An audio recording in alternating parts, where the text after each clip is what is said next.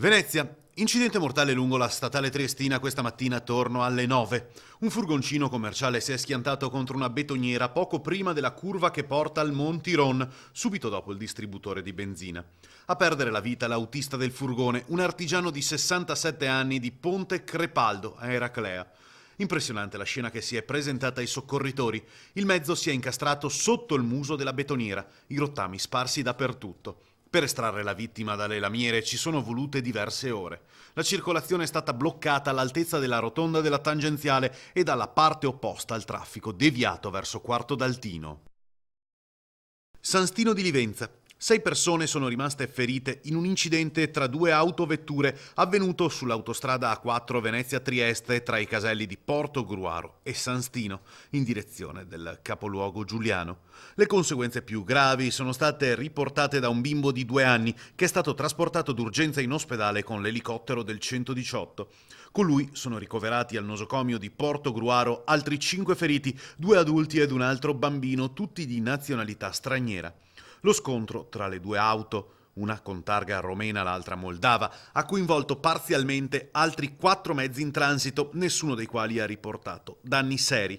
La carreggiata per Trieste è stata chiusa per permettere i soccorsi e riaperta solo dopo alcune ore. Naturali i disagi per tutta la circolazione. Cona. Anche il ministro Alfano ha capito che così non si può andare avanti e serve trovare una soluzione. Il faccia a faccia tra i sindaci di Cona, Alberto Panfilio, Di Bagnoli e Agna si è concluso con la prospettiva che forse un decremento sensibile del numero di richiedenti asilo in quello che è stato ribattezzato il distretto dei profughi ci sarà. Il titolare del Ministero dell'Interno si sarebbe attivato in questo senso durante l'incontro avvenuto al Viminale. Presente anche l'ex consigliere regionale Clodovaldo Ruffato che si è speso per l'incontro. Siamo stati ricevuti cordialmente dal ministro, ha spiegato Panfilio, ma abbiamo avuto l'impressione che non conoscesse nei dettagli le condizioni in cui versa il territorio veneziano e padovano sul fronte dei profughi.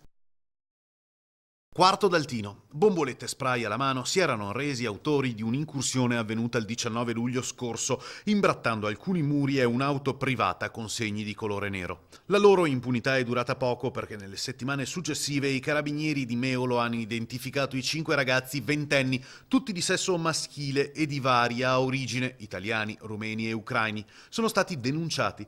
L'attività investigativa avviata dai militari si è avvalsa di alcune testimonianze e vari riconoscimenti fotografici. I 5, oltretutto, sono stati trovati in possesso di alcune bombolette spray. Alcuni di loro sono già stati segnalati all'autorità giudiziaria per reati simili.